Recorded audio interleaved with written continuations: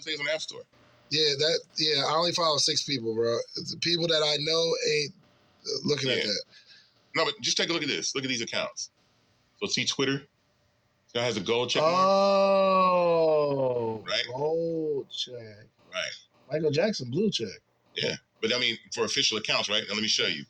So on Fanbase. Michael Jackson, blue. You got it. So on Fanbase, when you search for users, I've always had that.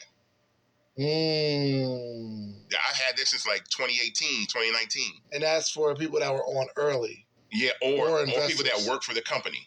So you know, like, oh, this is an employee, like a high-level executive of Fanbase. So Rama, who's my CTO, the official Fanbase page. Dre works for Fanbase, so you'll know. Okay, those are people that okay, I know who that is. Gotcha. All right, so dang, that's crazy. 200.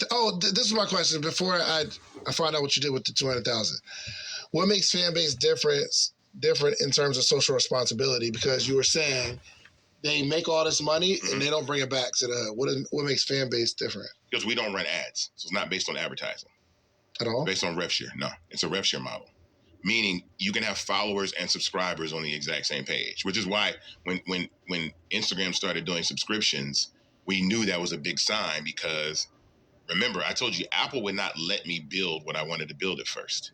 Me and Ramiro went, and this is a great. This shows you how great a CTO Ramiro is. We said, okay, I spent all this money, and Apple says, I said, we want to build an app where people can subscribe to people, but like use like the fingerprint or the face scan, and then just charge. And they were like, no, you can't do that. And we were like, why? And they said, well, we have this thing called a subscription profile. It means every time you subscribe to a product like Spotify or Tidal, on the back end, we have this thing, a profile for you.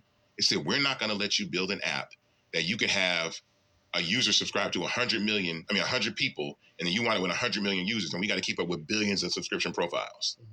And I was like, we're screwed. I said, I spent all this money to do this. We ain't gonna be able to do it. Ramiro was like, no.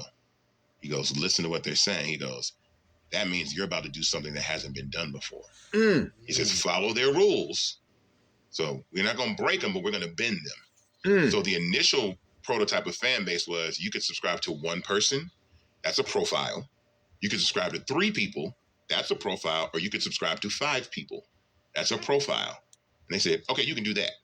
And we built that.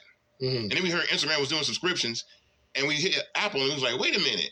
And they were like, oh, yeah, you should reach out to subscriptions. We've had a change of heart of the way we view subscriptions. Oh, wow. I'm like, oh, word, wow. Oh, word. Cool. But we did it, so we transitioned, and so now you can subscribe to as many people as you want. Like, they created SKUs. Like, they changed the model of subscriptions. They let you create SKUs with price points, and you can have as many, a certain number of price points and subscribe to as many people as you want to. So I was like, oh, we did that. We were the first app to do it. So they're following you. They have to, though. But I'm not worried because it's a big world out here, man. Like, you know what I'm saying? And again, them kids are not coming to Instagram. Yeah. I be on my Fanbase too, man. I get a notification from you every day because you be like, there'll be a particular topic. Yeah. Like, all right, Grant Cardone says this. Let's talk about it. I'm like, okay, I see what's going on here. So my goal for Fanbase is like subscription is going to change the world, right? It's going to really change the way, because there's so much money that people are making because what social media has built their legacy off of is like fame and clout and notoriety. 100%. That leads to revenue, right? So it's like, give an exhaustive amount of content, go viral, and then maybe become famous from that. And so much of my experience in the music industry has prepared me for tech, because nothing's more grimy than the music business. So once I got into tech, I was like, oh, this is easy.